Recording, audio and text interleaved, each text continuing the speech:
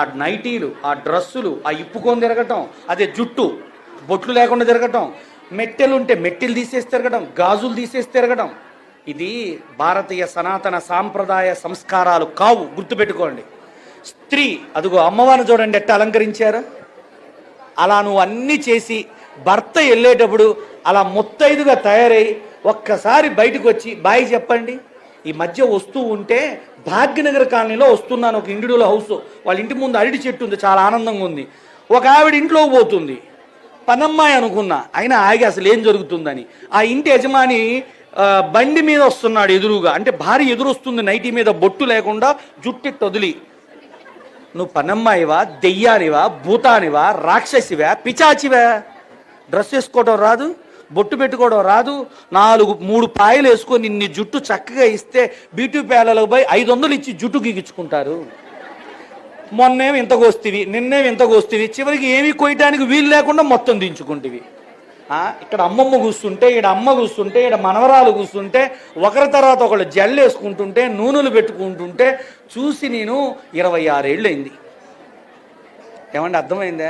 ఇప్పుడు ఈ మధ్య ఫంక్షన్లో కాస్త గోరింటాకులు పెడుతున్నారు, రాబో రోజుల్లో జల్ల కూడా వేస్తారు. అర్థం కాల మీకు? నూనె పెట్టి జల్లేస్తారు ఇక ఫంక్షన్లలో. అర్థం కాల? అది వెయ్యండి అని చెబుతున్నాం మీ ఇంట్లో ఫంక్షన్కి. మరి ఊరికైనా ఇవాళ మీకు రాగానే పారాయణ పెట్టి బొట్లు పెట్టి ఎందుకు పెట్టాను? మీరు మర్చిపోయారని మేము గుర్తు చేస్తున్నాం. మీరు ఇట్టనే మర్చిపోయి జల్ల లేకుండా వస్తూ ఉంటే మా అమ్మలో ఒక 20 మందిని బయట పెట్టి టేబుల్ కుర్చీలు పెట్టి జల్ల కూడా వేసి లోపల పంపండి అని చెబుతుంటారు.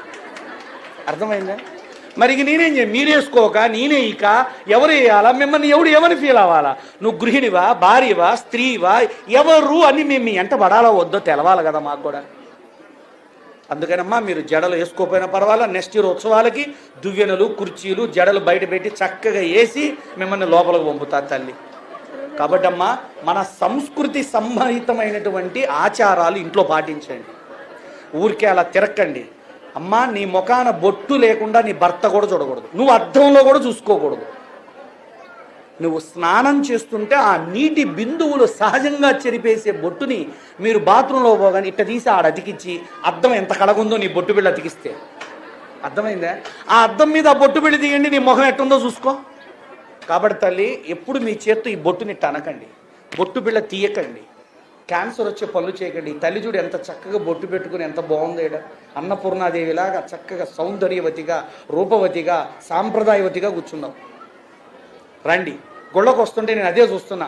మొన్న ఒక ఆమె వచ్చింది, మా యాంకర్ గారు, మీరు కూడా ఏమనుకోకండి, జుట్టంతా వదిలేసింది, నాకు దండం పెట్టింది.